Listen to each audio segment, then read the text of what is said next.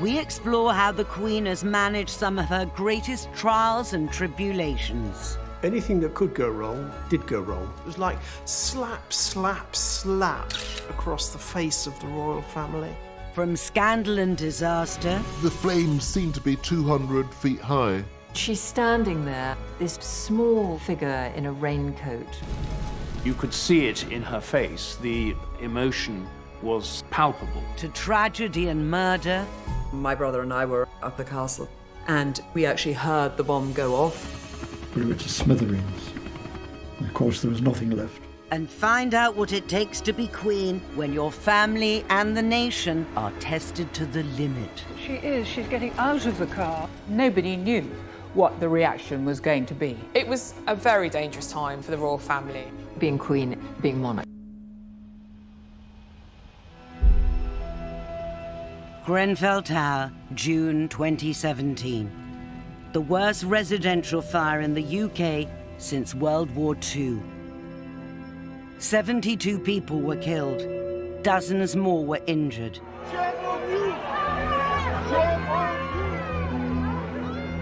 As survivors struggled to cope, politicians became the target of public anger.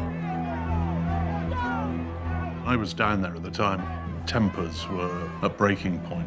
I remember standing in the crowd at the sports hall just under the A40. And suddenly this, silence. Here was the Queen. It's an appalling sight, she said, after hearing about the flames, but she has clearly noticed how this community has pulled together to help.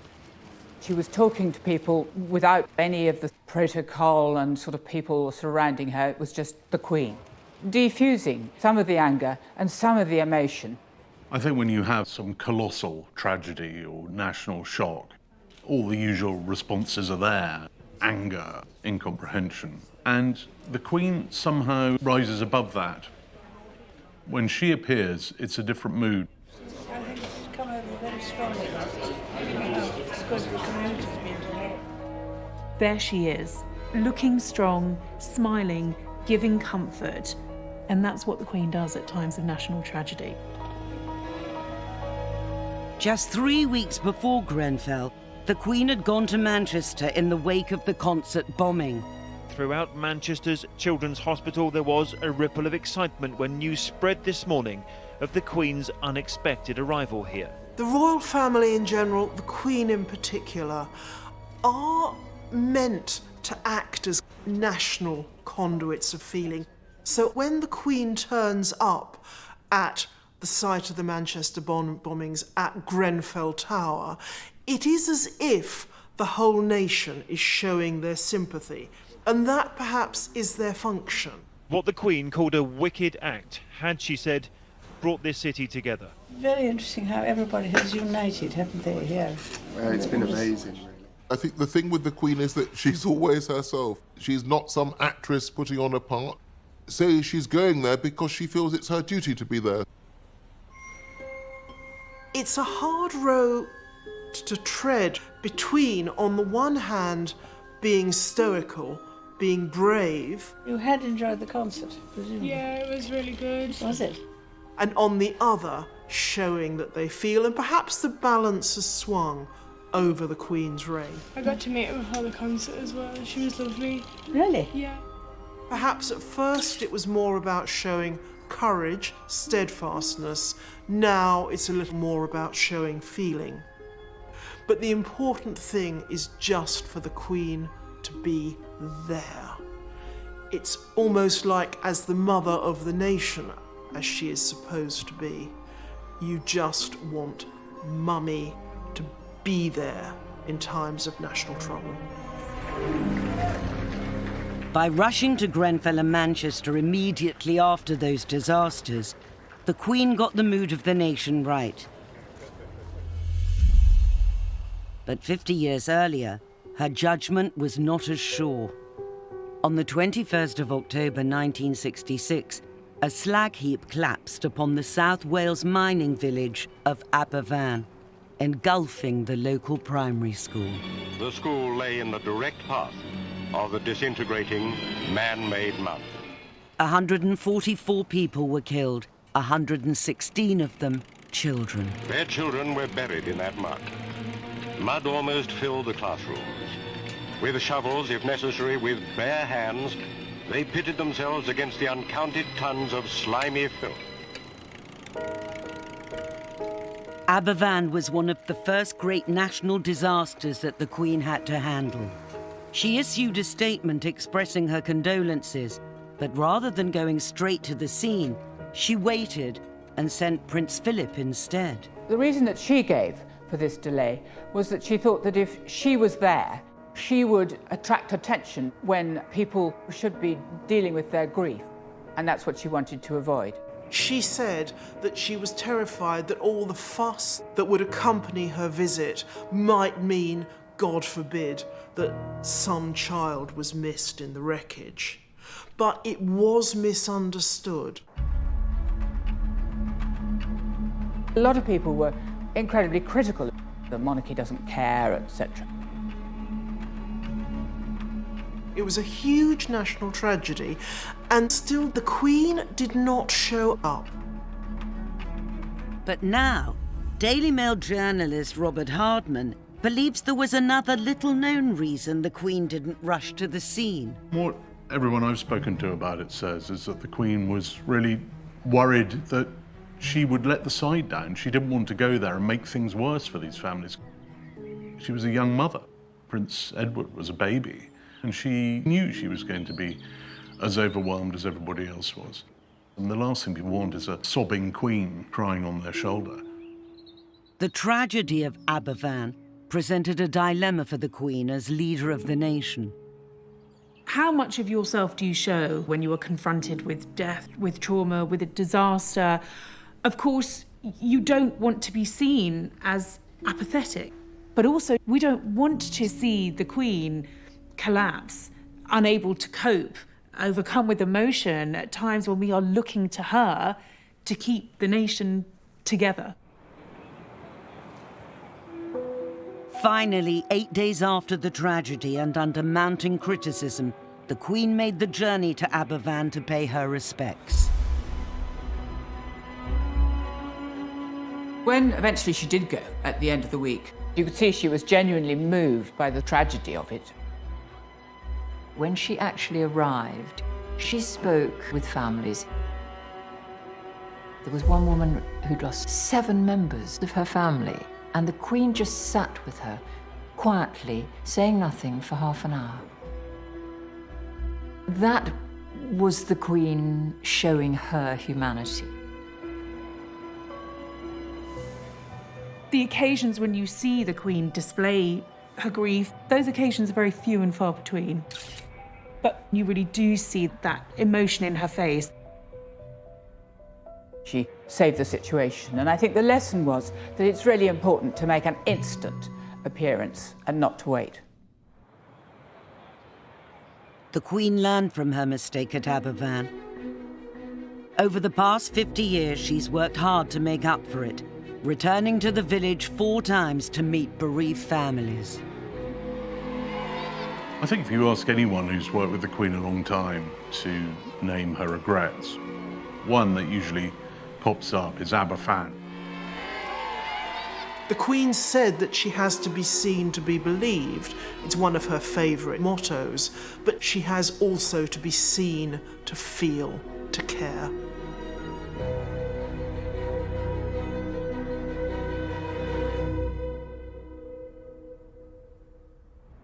But 13 years after Aberfan, the Queen would again be tested by tragedy, and this time it would strike at the heart of her own family. The bomb was placed in the decking just under here. We saw the police rush back. There was utter mayhem.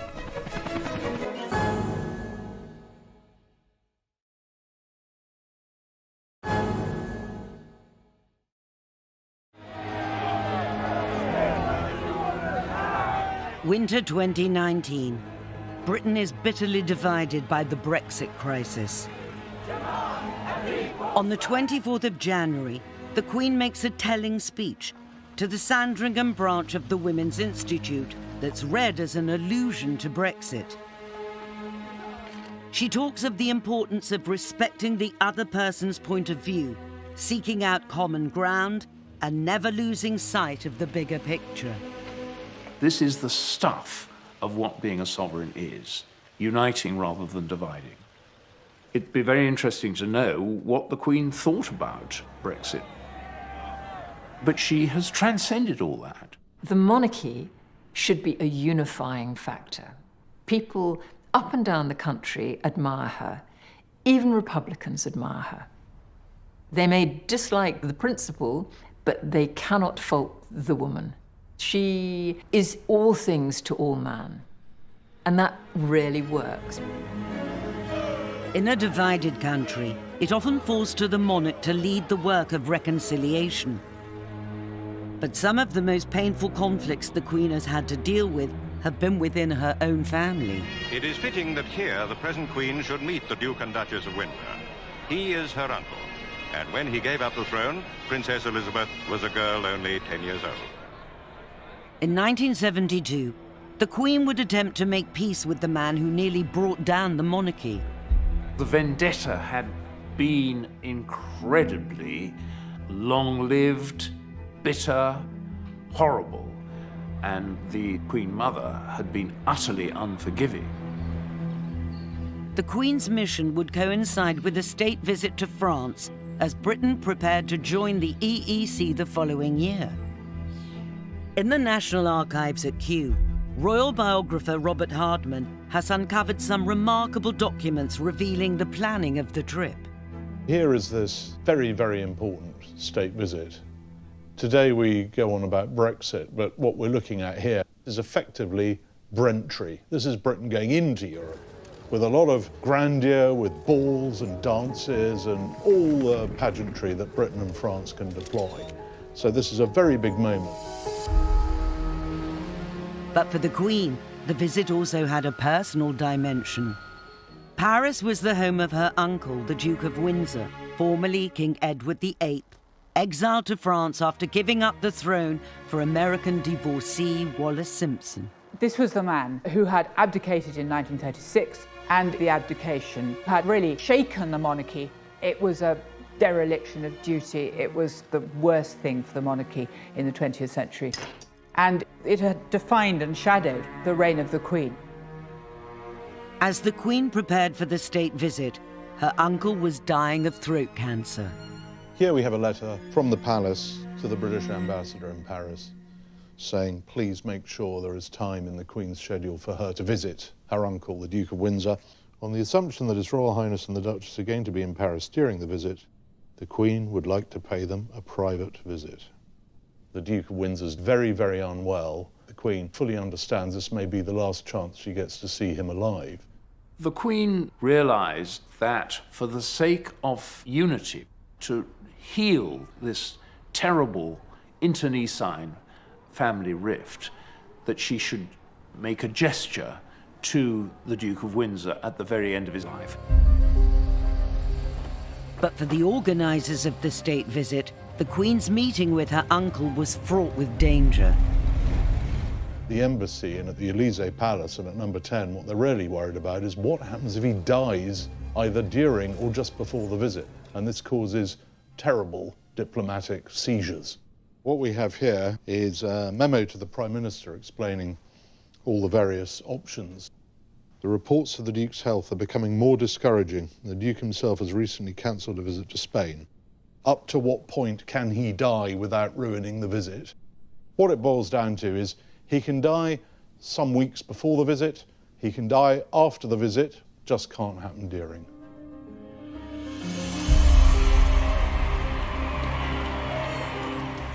Finally, on the 18th of May 1972, the Queen, together with Prince Philip and Prince Charles, arrived at her uncle's home in the west of Paris and was ushered upstairs to the Duke's private sitting room. It would be a historic moment as the two of them met. The Duke of Windsor was so ill that his doctor had implored him to stay in bed, but he insisted that he had to get out of bed and stand up and bow to his niece, the Queen. He even put on a blazer over his pyjamas so that he looked smart for the occasion. And it took all his strength to do that. There he was with tubes sticking into his neck, and he got up and he bowed to her. And it was a most moving moment, really, because he had been bitterly hostile to George VI, her father, whom she had adored. It was, by all accounts, a very emotional moment. The Queen was seen to dab her eyes as she left because she knew that was the last she was going to see of her uncle. And it took all his strength to do that. And he then went straight back to bed. And then the Queen had a chat with Wallis Simpson. And just a few days later, he was dead. I think this is a significant and rather moving moment. In a sense, his death releases the Queen from the shadow of the abdication. There was a sense of closure. This is the end of what had been a turbulent period for the monarchy. That was an example of her ability to draw the curtain over the past and to act as a reconciler, a healer. And that's the crucial thing about monarchy, that it should draw people together. And that's what she did.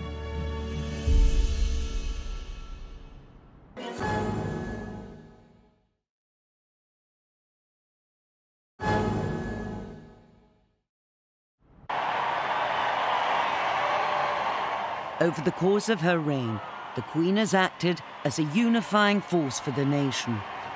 But 40 years after her truce with her uncle, the Queen would be called upon to perform an even more demanding gesture of reconciliation, making peace with a man who had overseen the murder of one of her closest relatives. Lord Mountbatten was Prince Philip's uncle, and also a very key player in the political, military, social life of the nation. And he was very close to the royal family. He was, after all, great uncle to Prince Charles, who worshipped him. Every August, however, Mountbatten was off the royal scene, gathering with his immediate family at their summer holiday home, Classiebawn Castle in the northwest of Ireland. The whole coast was so remote, quiet. It was blissful. It was one of the most enchanting places in the world. William Evans was Mountbatten's valet for 10 years and remembers his boss's love for the castle and its location. First morning of the holiday, he couldn't wait to get out to sea. Every second that we had was spent out lobster fishing. Shadow 5, my grandfather's fishing boat, was incredibly simple. There were no frills whatsoever, and he loved it. India Hicks, Lord Mountbatten's granddaughter, has spoken only rarely about the holidays she spent with her grandfather at Classiebawn.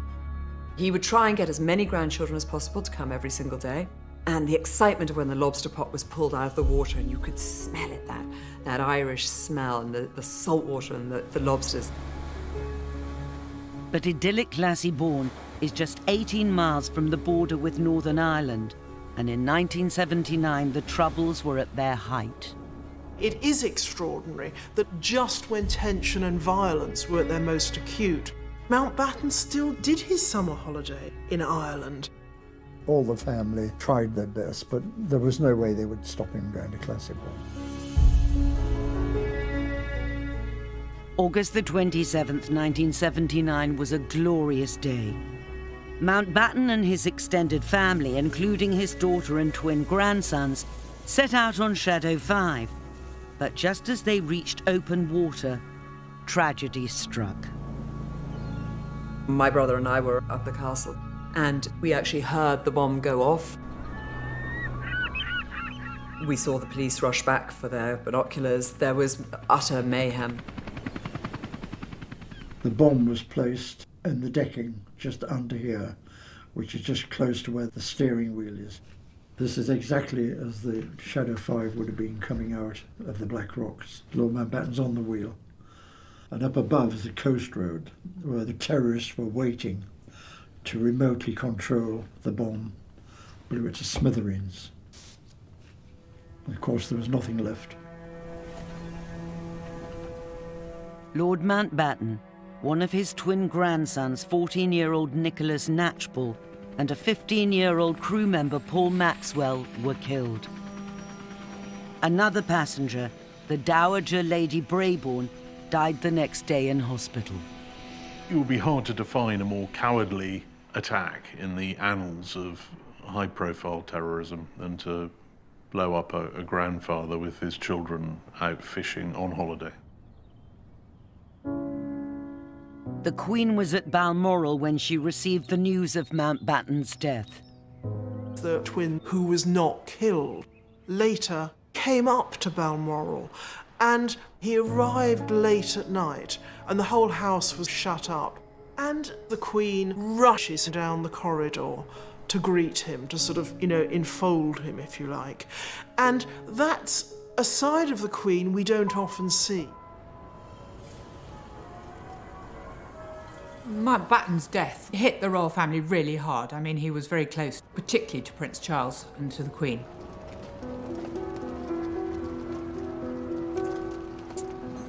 The day of my grandfather's assassination, of course, is embedded in my memory. I was lucky that I was at an age where I was able to get all of the emotion out. And so I am possibly able to look at it more in the eye than other members of my family who have never recovered. 19 years after Lord Mountbatten's assassination, the Good Friday Agreement brought the Troubles to an end. Martin McGuinness, an IRA commander at the time of Mountbatten's murder, would become Deputy First Minister of Northern Ireland. From childhood, the Queen has known that duty comes first. It trumps everything else. Whatever your personal, private feelings are, duty calls. And it may be that you're not feeling very well and you don't want to do something.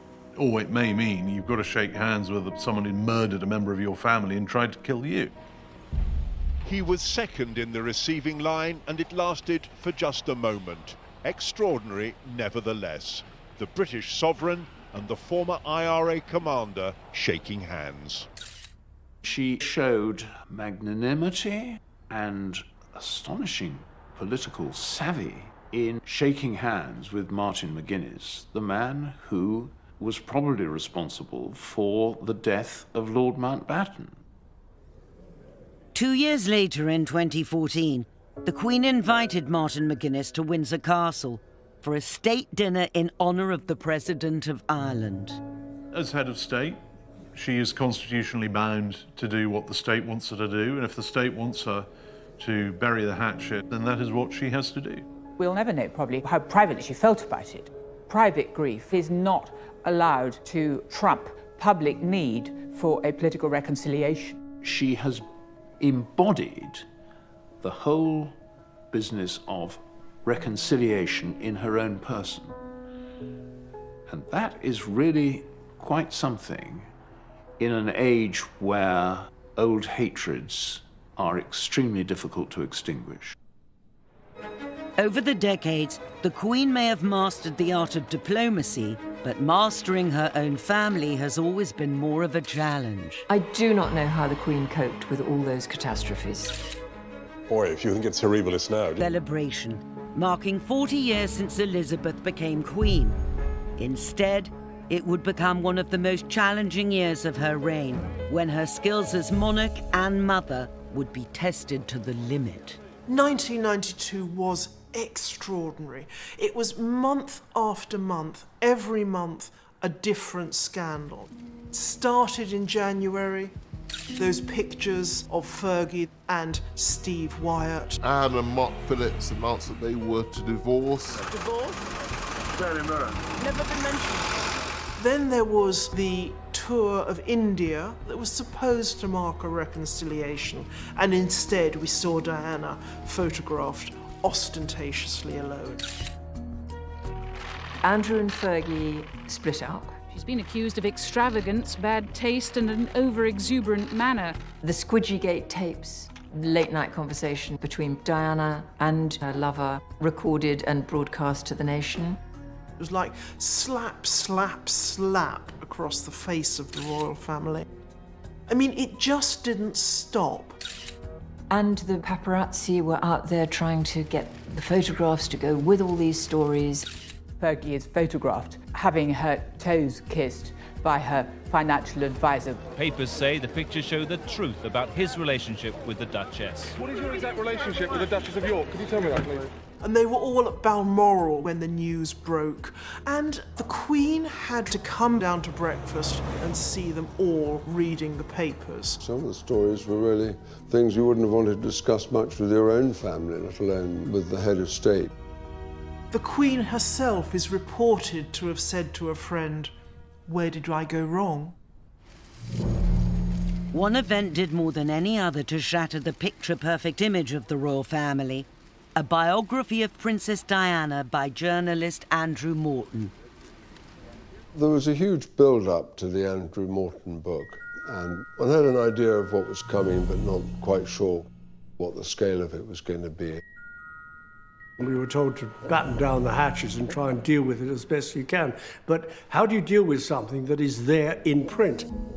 The book contained astonishing, intimate revelations about Diana's married life. Diana had spoken via an intermediary to Andrew Morton about the horrors of her marriage, about the coldness of the royal family, about everything that you would never, ever in a million years expect a princess to talk about. It went crazy. It was in Parliament. It was discussed in every television programme. Here were stories about Diana throwing herself down a flight of stairs in front of the Queen Mother, about bulimia, about unfaithfulness in the marriage. Royal advisors love to control as much as they can. Suddenly, here was evidence of a total loss of control. That was the real earthquake behind Morton. The problem that the Queen faced was that the younger generations of royals were not adhering to these high standards that she herself had set, and therefore she was being undermined. In the 1980s and 90s, managing the succession of family scandals would become one of the Queen's biggest tests of judgment. The Queen's style has been laissez-faire. Sometimes I thought too laissez-faire. There were many times when I was working for Princess Diana when I wished that the Queen would intervene more. And I think there were times when a bit more direction from above could have produced a much happier result. Sir Martin Charteris, who was her private secretary, said that the Queen could judge when things were going badly, and she worked to try and put them right. Not so good in taking initiatives, in doing something new. The Queen may have taken a hands-off approach to her family troubles, but later in 1992, she would face a disaster where she could do little more than react. I remember it was a Friday morning, and I got the call that there was a small fire at Windsor. I got a call from a local radio station at about 11:15 asking about the fire. And I said, "What fire?" And I didn't know anything about it. And I jumped in my car and got there in 35 minutes. And there were already something like 400 media outside.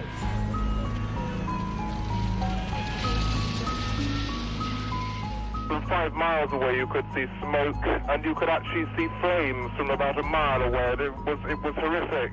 I was probably the first BBC reporter there, and it was just astonishing to see this seemingly impregnable building in flames. The fire began in the North Wing when an unattended builder's lamp set fire to a curtain. What started as a fire in a small private chapel soon spread some of the most famous rooms where some of the most important moments in modern royal history had happened. At one point, there was this extraordinary scene. Soldiers, castle staff, cleaners, cooks, all passing Leonardo drawings, carpets, vases, priceless items from hand to hand just to get them out of the path of the fire. The only member of the royal family who was in residence at the time was Prince Andrew. A shock and horror in the fact that it took hold so quickly. Her Majesty was shot.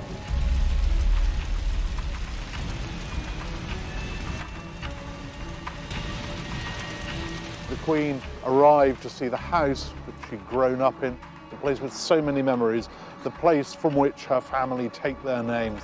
And there it was, going up in smoke. At one stage you thought, well, they've dampened it down. And the next thing, the Brunswick Tower right over in the northeast corner was like a chimney with flames shooting out.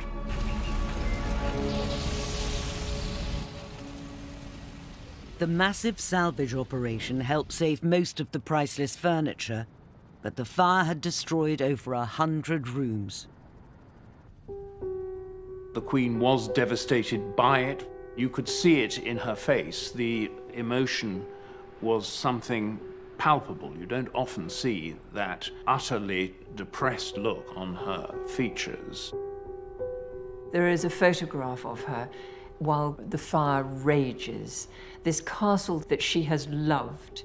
And she's standing there, this small figure in a raincoat with the hood put up over her head. What a terrible blow, personally, that must have been for the Queen. She must have felt, I'm a custodian of this place, and I failed in my duties. In the evening, I drove along the M4 on the way back to London, and the flames seemed to be 200 feet high, which you could see from a couple of miles away. And it seemed like the end of the world, the metaphorical end of the monarchy.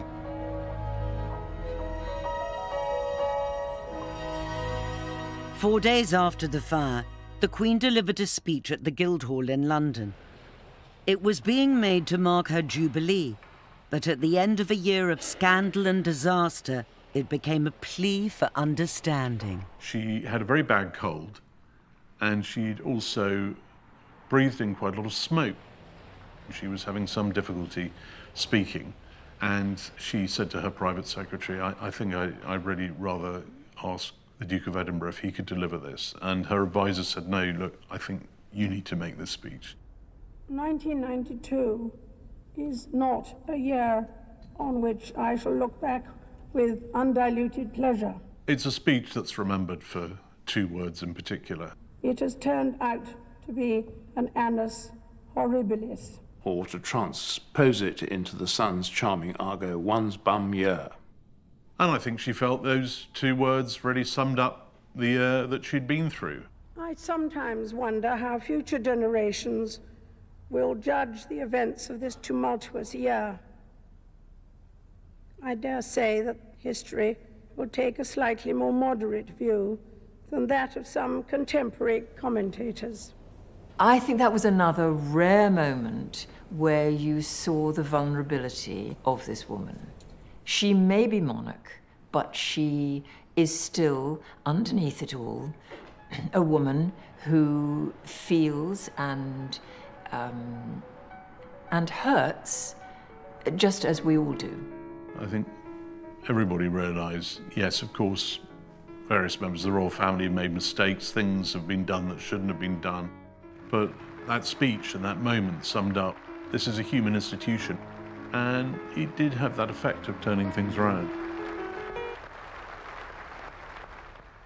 But 5 years later, the Queen would face an even greater tragedy that would shake the monarchy to its core. The country was desperate for some sign of grief from this royal family. I think it's disgusting that they have not appeared or said a word. It was a very August 1997, the Queen was at Balmoral on her annual summer holiday when she was awoken in the early hours of the morning.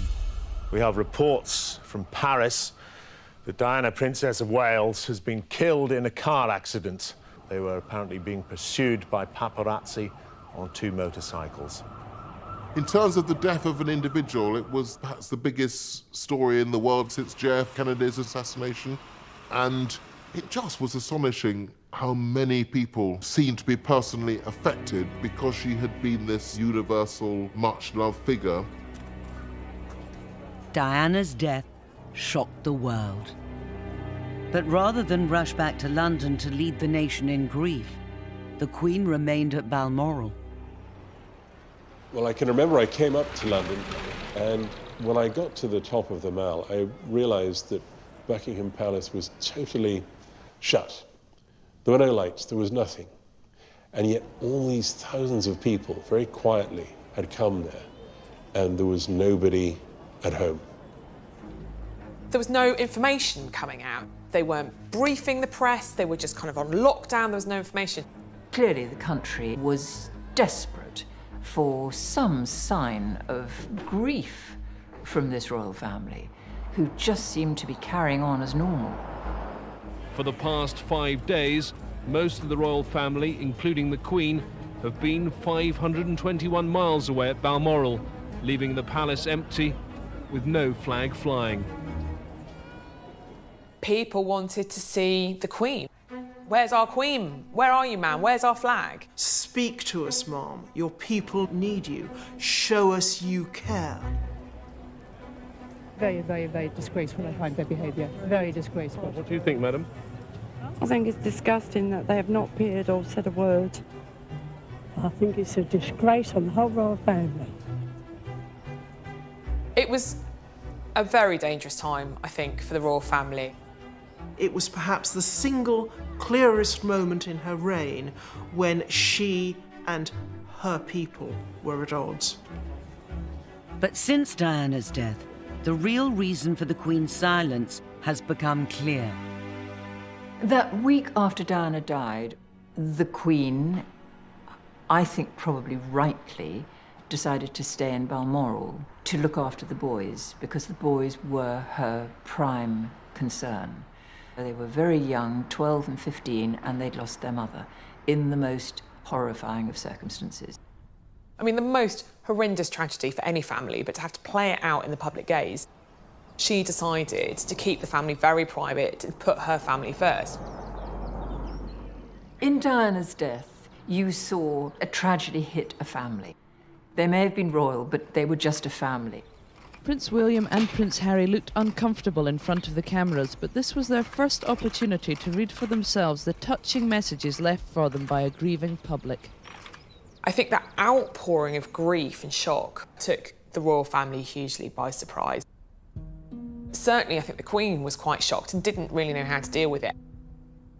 More than any other tragedy of the Queen's reign, the death of Diana was a conflict between her two roles. On the one hand, there's the public grief, and the Queen is expected to lead that. And on the other hand, a really terrible, traumatic tragedy for her as a private individual. And these two things meet in a way that they hadn't met before in her reign. Finally, 5 days after Diana's death, and as public anger was reaching boiling point, the Queen returned to London.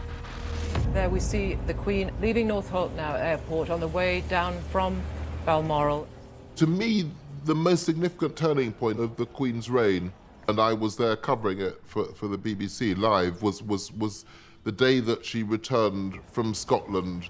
Wesley, what is the mood outside Buckingham Palace at the moment? It's extremely sombre mood and a very sombre scene. There are literally thousands of people here.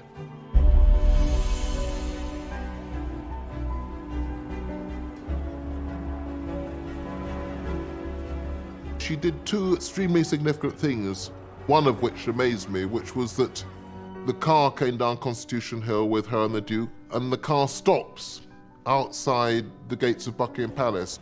Looks as though the Queen is she's getting out of the car, Wes, and is going to talk to people. It's extremely unusual. This is almost unprecedented. I think perhaps the last time that the Queen was among her people outside the palace was the day the war in Europe ended. That was a very bold example of personal leadership to go out amongst those crowds. Actually, nobody knew what the reaction was going to be. Those of us who'd been in those crowds for a week knew that the crowds were quite hostile. And then she goes up to somebody in the crowd who hands out a flower to her. And the Queen says, "Would you like me to put that with the others?" And the woman says, "No, it's for you." And from that moment, the sort of crowd flips, and it's no longer the hostile crowd that it had been. The Queen had won over the crowds, but now she had to win back the nation with one of the most significant speeches of her reign. The speech was delivered live. It wasn't pre-recorded, as most of her television appearances are. I happened to hear her doing the one run-through and then straight into the speech live at a moment of very, very high emotion. The reason that the crowds were the shot behind, they only had one camera, and they said, well, let's have the crowds behind. Like anyone of my age, I have seen the Queen speak so many times, and she has a way of speaking that is very, in a way, rather formulaic. But when she spoke after Diana's death, that for me was something completely different. What I say to you now, as your Queen and as a grandmother, I say from my heart. First, I want to pay tribute to Diana myself. She was an exceptional and gifted human being. In good times and bad, she never lost her capacity to smile and laugh, nor to inspire others with her warmth and kindness. She'd chosen absolutely the right words. To say that she was speaking not just as the Queen, but as a grandmother, it automatically made you understand why we hadn't seen her that week, because she had been looking after her grandchildren, those two grieving boys. She managed to convey a sense not just of the national tragedy, but also of the private grief that the royal family was going through, and that's why the speech worked. I thought it was a grandmother speaking and not a queen. I was quite moved by it. She sounded very sincere, and she looked as though she was very moved, and I think that will satisfy everyone. I thought she said everything she should have said. Can't think of anything that she left out at all. What I thought was very striking being there that day was that she brought the country together. So I think with the Queen there is very, very powerful personal leadership. Diana's death marked a turning point, and in recent years the royal family has become more open about publicly expressing emotion. In 2017, Prince Harry gave a remarkable interview. So Hazza, how are you today, really? Today I'm okay. I'm a little bit nervous, a little bit tight in the chest, but otherwise fine.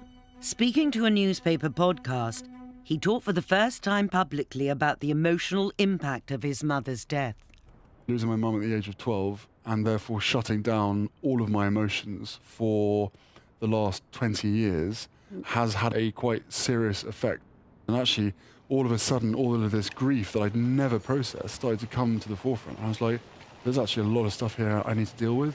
In that interview, Prince Harry was incredibly candid. To hear him admit that it had taken him the best part of 2 decades to cope with the grief of losing his mother, to hear him talk about coming close to the point of a complete nervous breakdown, this was absolutely extraordinary. But it was 20 years of not thinking about it, and then 2 years of total chaos. Quite hard to believe that such a senior member of the royal family would be speaking so openly.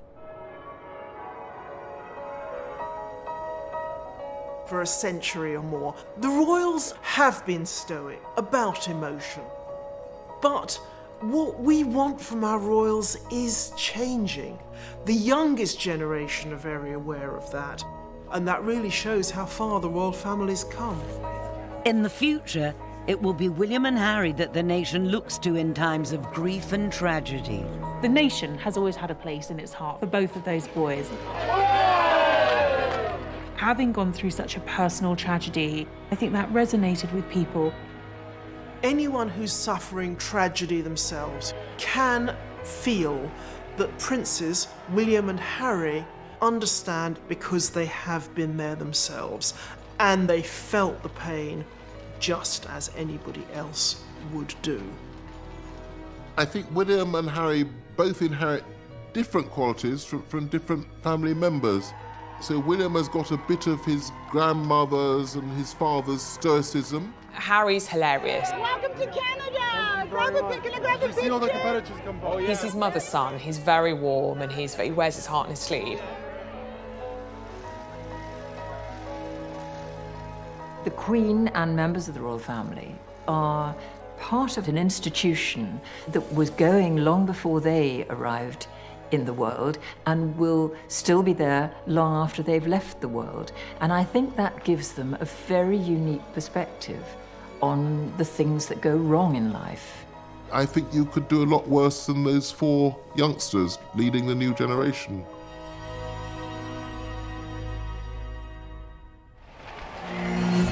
Next time, we examine just what it takes to hold the very top job. She's got a great personality, very much a character.